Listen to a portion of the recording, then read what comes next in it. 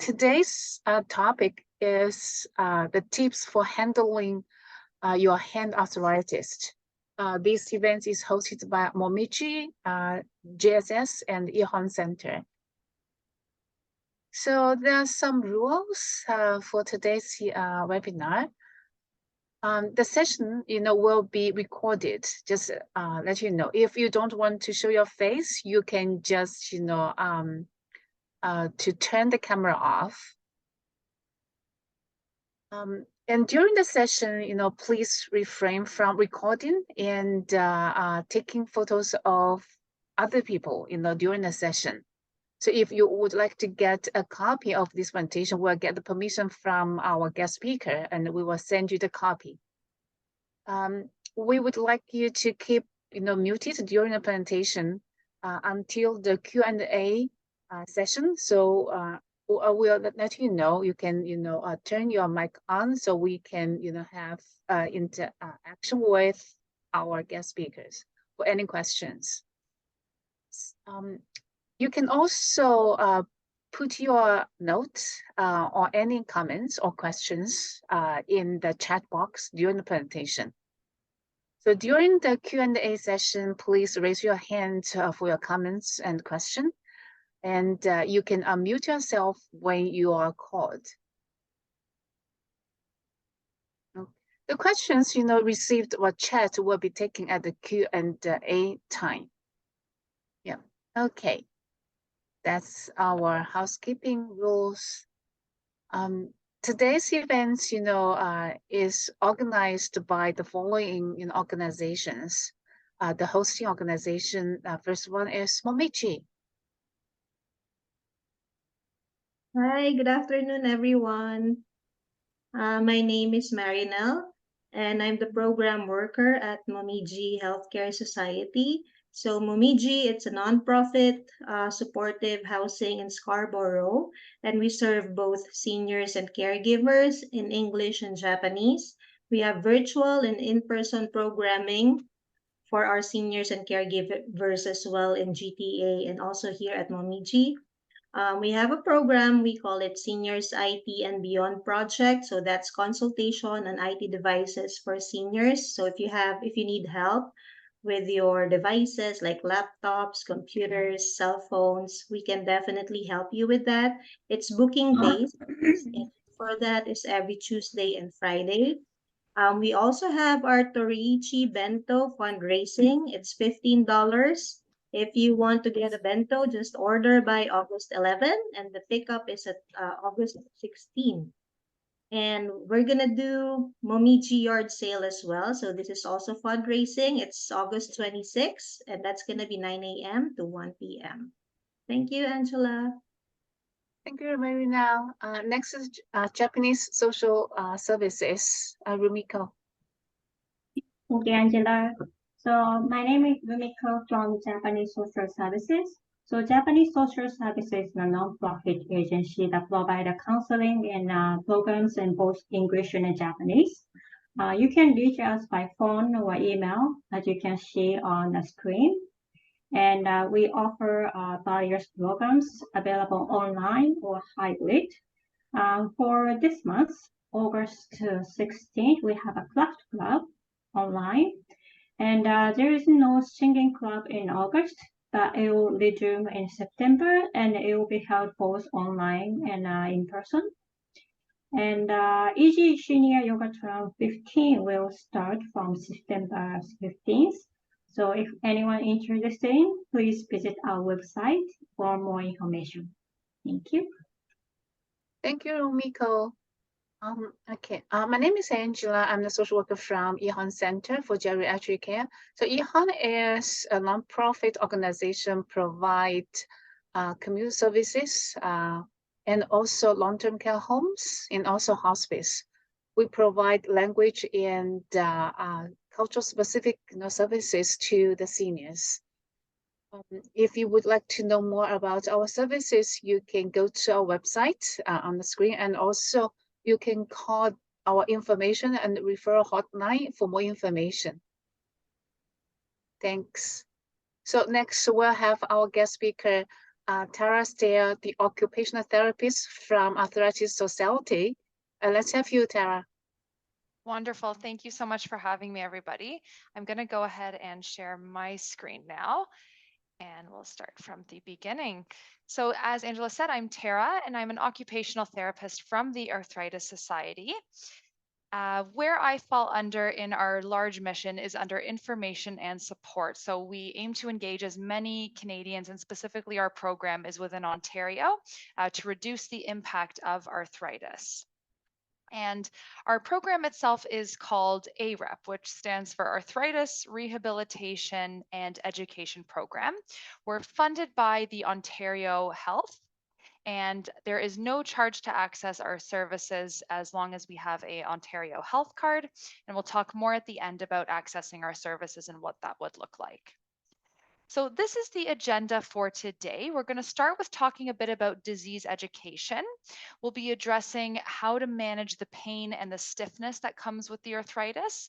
We'll be talking about exercise, medications, and one of my favorite topics, joint protection. So this might involve changing the ways we do things, certain devices, splints, etc. Because osteoarthritis can affect more than just our joints, we know it can impact our mood, our mental health, our relationships. So a comprehensive assessment in all of these areas is important. That's why the topics are so broad. So first off, we'll be starting about modalities for pain and stiffness. So first off, a bit about the education. So over 6 million Canadians are affected by some form of arthritis. That's over 20% of the population. So very, very common. There are actually over 100 different kinds of arthritis. There are two major categories that we split this into. So one is inflammatory and the other is degenerative, or also known as osteoarthritis. With an inflammatory arthritis, this is a little different. It's actually an autoimmune issue where the body attacks itself, specifically the synovium or our joint lining, which causes inflammation. So if that's left untreated, it ultimately can result in joint damage. And the orange circles here represent the joints most commonly impacted by a rheumatoid arthritis or an inflammatory arthritis. It's important typically that if we've been diagnosed with some kind of rheumatoid arthritis or an inflammatory condition, that we're taking medications, but that you would know with your physicians. Where we're going to be focusing on today is mostly on osteoarthritis.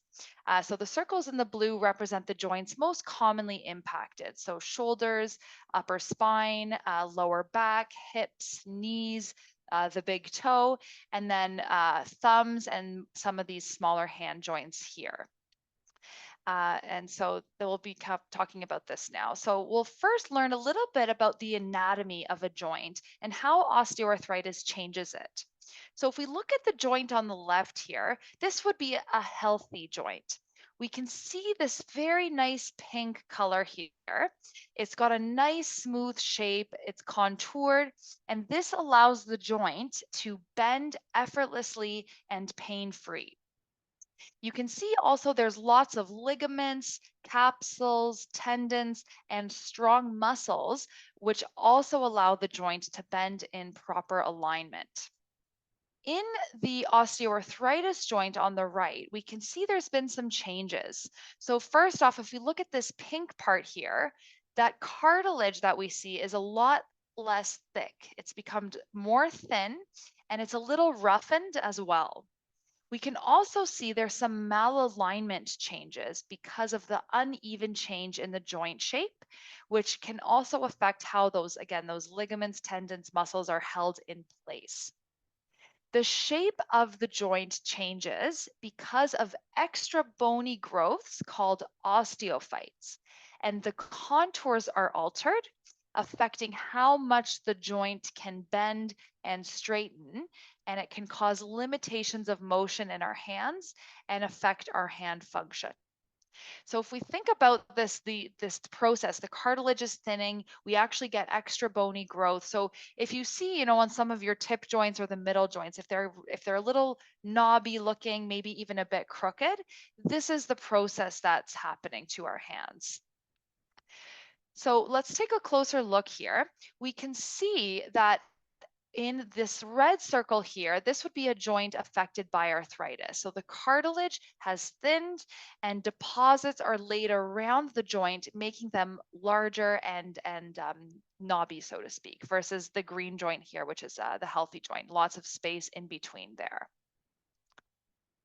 So if we take a closer look at an X-ray, the X-ray on the left shows a hand unaffected by osteoarthritis, and we can see the black space in between the joint. That represents our cartilage. So we can see all the nice little spaces here, and we can see the cartilage, that's the space. In the slide on the right, the white arrows point to our something called our PIP joint, which is the middle joint here, these joints here, the middle part here, and the DIP joint, which is the tip joints here, the very top of the joints. And we can see there's a lot less black space when we compare it to the other photo, which means the cartilage is thinned, and in some cases, it's gone. It's not there anymore. So when this happens, the bones can deviate and they can become misaligned. So that's what this joint up here would look like, a little bit of a deviation and a misalignment. And as the cartilage is lost, again, the body tries to repair itself by producing extra bony growth around the bigger joint, which causes it to look larger and bigger. So often we look at our hands and we think maybe it's swollen or it's getting enlarged, when in fact it's really this extra bone that's being laid down. If we look at the yellow arrow here, that's pointing to our thumbs, the base of the thumb, which is one of the most common joints affected by osteoarthritis. So you might start to see a little bit of squaring-like appearance at the base of the thumb, pain, and so all of these things. So joint pain and loss of movement can result as these changes are happening. So why is this happening? Why are some of us getting this? So a couple different risk factors. Number one is age and gender. So the risk of developing hand osteoarthritis, it's highest in ages 50 to 60, and then the risk kind of decreases as we get older. Females are at a higher risk, maybe even postmenopausal age as well. We're at a 2.6 times greater risk of developing osteoarthritis. Race and environment as well. Various cultures, different ethnic groups have varying prevalences of osteoarthritis. They think maybe it's due to anatomical differences and the differences between activities between cultures. Genetics plays a role as well. There has been found to be a little genetic link between many of the joints that are affected by osteoarthritis. And there are links to the presence of those osteophytes, so the extra bony growths that we see, and that joint space narrowing. And then finally, occupation. So different lines of work involve repetitive tasks of the hand. Those have been found to have higher prevalences of osteoarthritis, particularly people in labor jobs, work like homemaking type of roles, clothing manufacturing industries. These have higher rates occupations compared to other professions. So what are some of the symptoms? Pain is one. We might feel pain within the hands. There might be some associated stiffness. So when we try to make a fist, sometimes first thing in the morning might be a little bit more stiff. There might be a loss of range of motion. So when we, let's say, try to bend our hands down, we aren't able to do it as much anymore. And then finally, limitations in function. So you might find, you can't open a jar as easily, or chopping vegetables is becoming a bit more challenging. So these all result in these physical symptoms. We know, though, there's emotional symptoms as well. So it might not just be physical symptoms that we feel. There's a huge emotional impact when suddenly we can't do all the things that we wish we could do in the day. So osteoarthritis can affect our body image. So sometimes even just worrying about the appearance of our hands, it can cause a lot of emotions like frustration, anger. Maybe we're dropping things or things are taking us longer to do. Perhaps there's role changes. If you're always the one to prepare a large meal for your family and suddenly that's become a bit more difficult. So lots of things can come of this. Okay, so now we're going to talk about the impacts with modalities and stiffness. So some of these strategies can help in the short term, especially. The only precaution here is if you have any significant numbness or circulation issues, that's the only thing to be mindful of here. Otherwise, we're safe to use these things. So heat can be very helpful again with short-term stiffness and pain. Again, as long as there's no numbness, tingling, or excessive swelling. Moist heat has been shown to be more effective than dry heat. So for example, hot water is quite effective. Microwavable gel packs or bean bags. And even something like a paraffin wax machine can be quite helpful. Just be mindful with a paraffin wax. The machines are expensive. They can take a long time to heat up and they're quite messy. So our home remedy for the paraffin wax is the oil and glove routine. So this is quite a wonderful strategy. If you have some time in the evening, give it a try. What we do is we lather our hands in oil. It can be any oil, baby oil, coconut oil, even olive oil. Lather your hands, and then you put on large rubber dish gloves, and then you soak your hands in either a basin or the sink with warm water. And you do that for about 15 minutes, 15, maybe 20 minutes, depending how much time you have. And the effect of the moist heat around the oil, it helps to soothe very deeply within the joints themselves and helps a lot with pain and stiffness. So that's something for us to give a try, the oil and glove routine. A lot of people find cold a little bit more helpful, especially if there's high pain and high swelling. You can use something like a soft ice pack. You could use a damp, cold towel, any of those methods, especially if you've had a day where you were doing a lot of gardening and cooking and cleaning, and then your hands at the end of the day are really, really sore. You might benefit from cold in this case to help simmer all that inflammation down. There's a lot of evidence that compression, the feeling of things being compressed, actually helps in reducing pain and stiffness. So there's a couple different methods you can use. Compression gloves or arthritis gloves are something to try. Basically, what an arthritis glove looks like is just something like this. So it looks like a regular glove, but they're usually a little bit tighter. So this fits on my hand a bit snugger than a normal glove, but the compression helps with any lingering pain, and it's pretty functional still. You can still type on a computer, you can still sew. It just gives you a little bit of protection to the hands. Another form of compression is my favorite, which is Coban tape. Maybe I'll write in an email afterwards so you have the name. Coban, C-O-B-A-N. I'll put it in the chat at the end. And what Coban tape is it comes in a roll like so. And all that we would do with our tape is you just wrap it around your painful finger, and you wrap it all the way to the very base of the finger, just like so. And it actually sticks to itself. So it's very easy to apply. The nice thing about the tape is it gives you the protection right at the painful joints, and you can actually still bend and move your fingers. So it's still very functional. It's just going to help a lot with swelling, pain, and protection of that joint. Just make sure you're not doing it too tight, right? We want to make sure we're not cutting off our circulation. So not too tight, but snug enough that you feel good about it.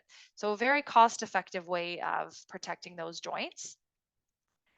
So as we've discussed, a lot of people with hand arthritis experience pain, stiffness, and some loss of hand function, and maybe even reduced grip strength and a loss of finger dexterity.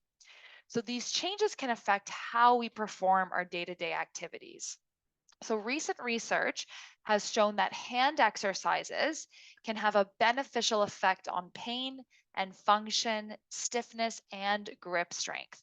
It's also the most cost-effective strategy because it's free to do exercises. So at the end of the presentation, we'll have time, hopefully, we can go through some basic ones for us here.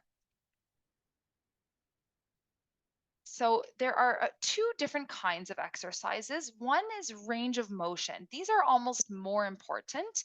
This means putting the joint through its full movement. These should be done daily, every single day, to maintain the movement that we have. Range of motion exercises help to reduce stiffness and to regain some movement. So for example, if we're losing a little bit of our dexterity in our thumbs, a range of motion exercise would simply be opposing your thumb to each of the fingertips. Very simple. If making a fist is becoming difficult or we can't kind of grab things as much, simply trying to tuck the fingers in to make a fist, that as well is a very gentle range of motion exercise to practice. Okay. Strengthening is a little bit different. This is to help strengthen and re-educate the small muscles around our joints. But we need to be careful with strengthening. We don't want to put excessive stress on the joints because it might result in more pain and more swelling. So we say caution with the strengthening. So for example, the squeeze balls, I know a lot of people like those squeezy balls. You have to just make sure it's soft. If it's too firm, it might cause more pain through the joint. So something softer and no more than 10 times, no more than 10 times, because that's all you need for the hand, such small joints. Okay, so that's how we can do it without causing kind of more damage. So in the beginning, exercises might be uncomfortable, right? Because our joints, we might not be used to being stretched and strengthened. So when we're in pain, we might be a bit hesitant to exercise, but not moving the hands will result in further stiffness, further loss of function, and more pain. We want to make sure that they're lubricated and fed. So some guidelines to reassure yourself. Number one, listen to your body. You know your body best. So if something hurts or if something doesn't feel good, you can try to back off, work within your comfort zones. Go nice and slow. So let's say, that one I showed you with trying to tuck to make a fist, all of these exercises, we can go nice and slow to help our comfort. Never force the joint position. So if you're trying to make a fist and you're stuck here, don't try to force it, okay? Just go within your own range. And lastly, reduce the number of repetitions if it's too hard. So if you're getting a lot of pain after you've tried them and it's painful to do, instead of doing 5 repetitions, you can reduce it to 3. Okay, so reduce the number of repetitions. And if you're interested, you might want to learn a little bit more specific exercises for you, but everybody's so individualized. So you might need a one-to-one appointment with somebody just to review which exercises are suitable for you in your particular case. Okay, so I want us to think about things that we do in our day that aggravate our hand joints, that make things worse. So oftentimes it's, anytime we're trying to grip something really tight, maybe holding something in the same position for too long, maybe, the repetitive movements, like I said before, chopping and cooking and cleaning. So there's lots of things that we do in our day that might aggravate our hand joints. So when it comes to pain, we need to respect the pain. We actually don't say no pain, no gain. Not a very good philosophy in arthritis care. Pain is there for a reason. It might be there because of inflammation, damage, or overuse. Pain that occurs with or after an activity, it's an important warning sign for us. So if pain persists after an activity for more than 2 hours, we might want to think about reducing the amount of time we spent on that activity or trying to do it in a different way.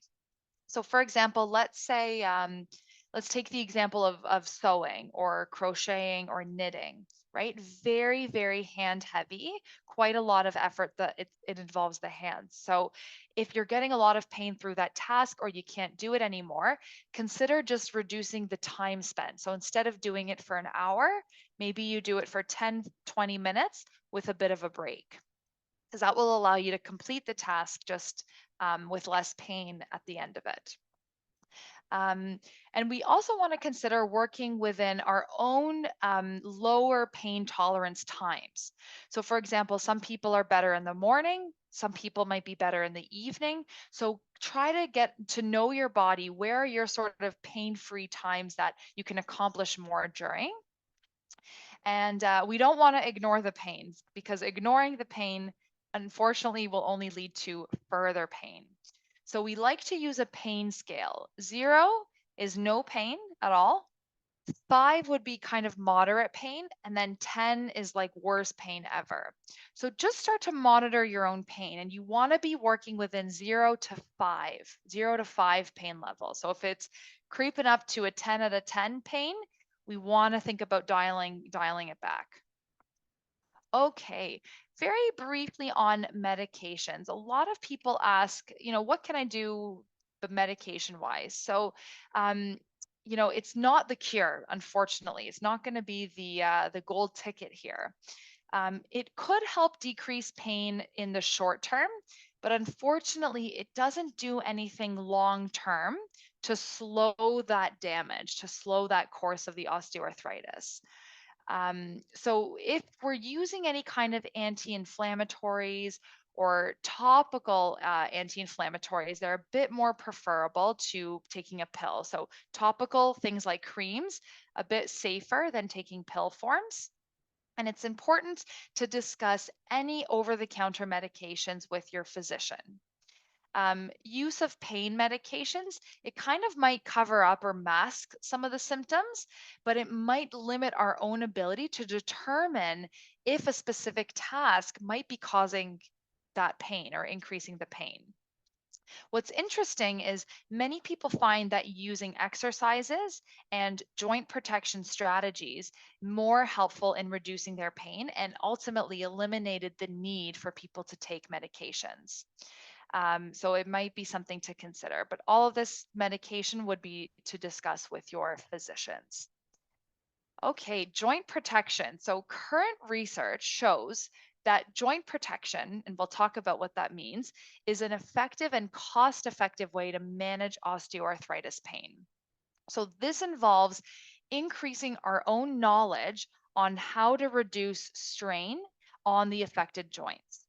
So it involves assistive devices or adaptive equipment, splints and braces, and finally, behavioral or activity adaptations, which we'll describe here. Okay. So by engaging in joint protection, what does this do? It's going to cause less pain, less risk of damage, which is the big one, because a lot of us fear we don't want things to worsen over time. So usually less risk of damage is a big motivator, less swelling.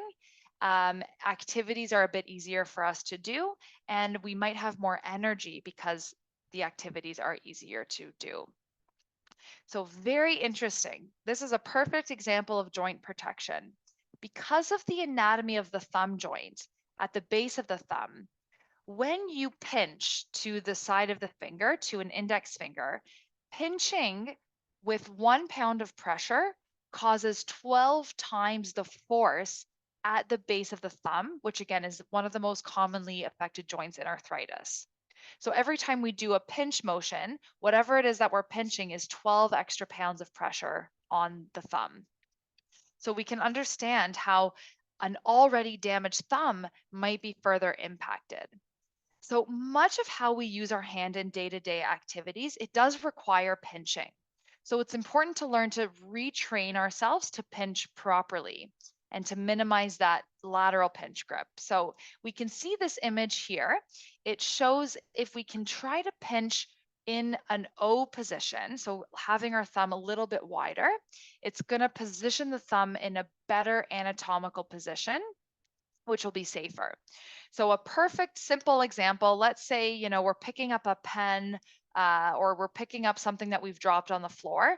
Try to practice pinching it in this way, in sort of that okay sign. Initially, it might feel harder. You might be like, oh, this feels much harder to do. I don't want to do it this way.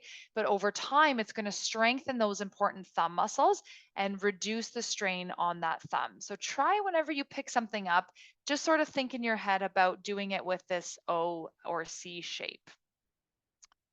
So as discussed, we know we've talked about arthritis impacting our hand function, and that decreases our quality of life.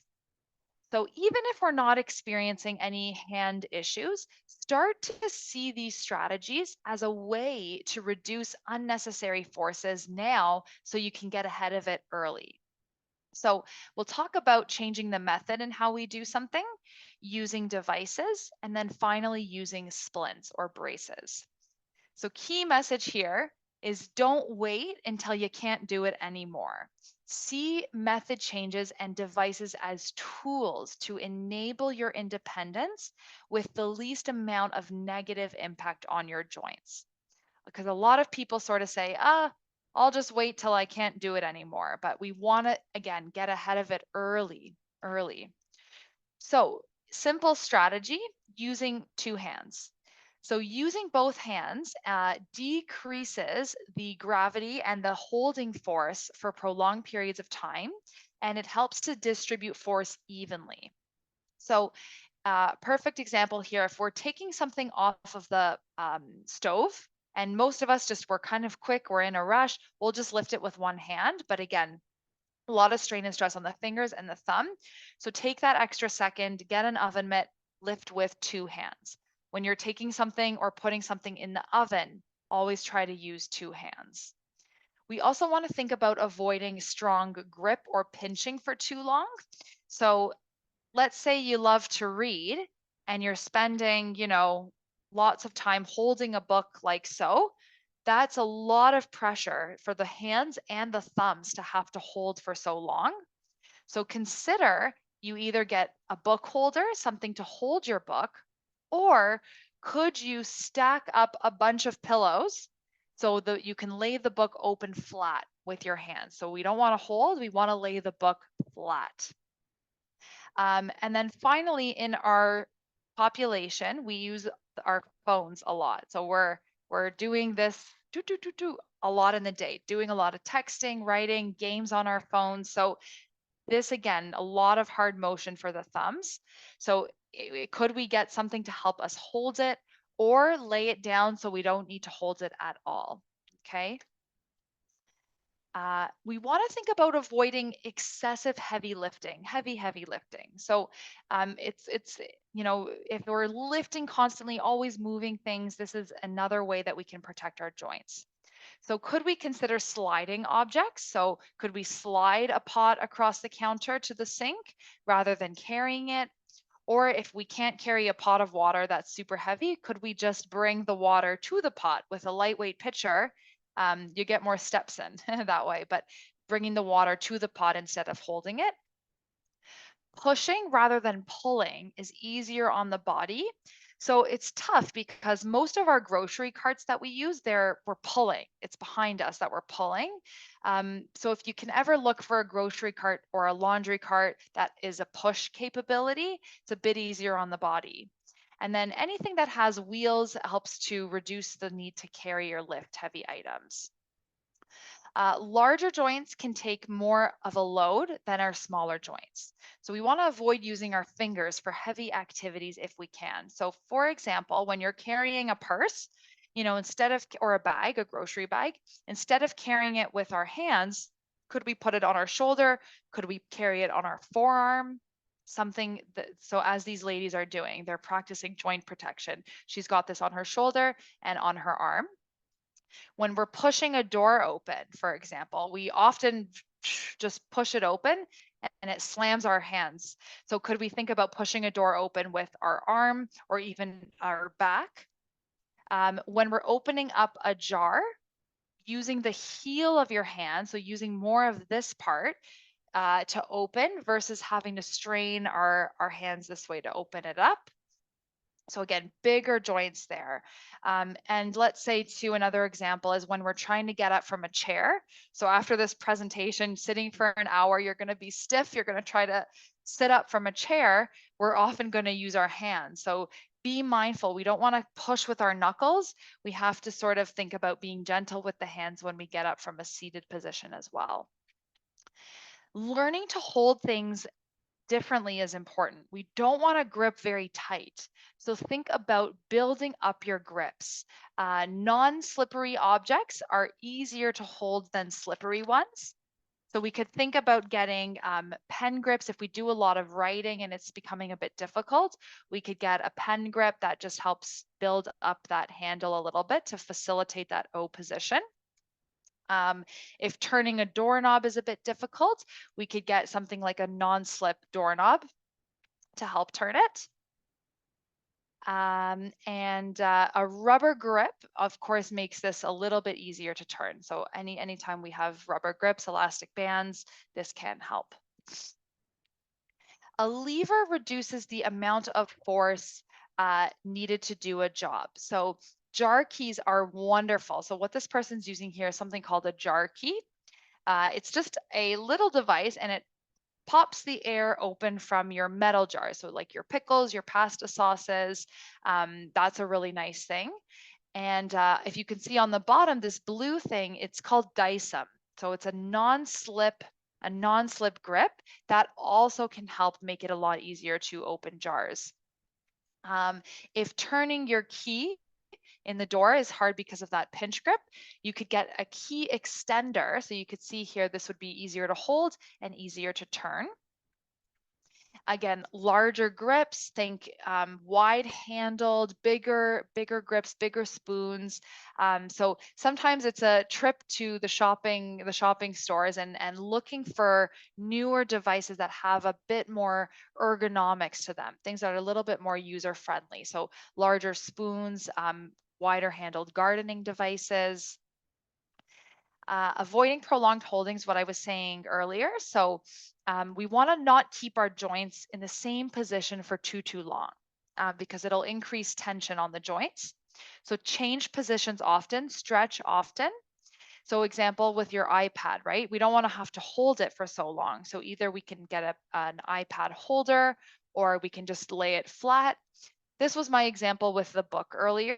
Instead of holding it with our hands, we've propped it up on a few pillows and laid the book open flat. If we love playing cards, we can get a card holder as well instead. So lots of different things to consider. And then finally, dexterity. So again, if like we're having trouble with our shoelaces, buttons, zippers, there's different devices for that. So shoelaces, you can think about getting elastic shoelaces. This would just, with one single pull, it would tighten your shoes. So just would reduce the need to tie it multiple times. And then this is an example of a button hook. So this little nifty device here slides through your shirt and then you can close it with the button hook.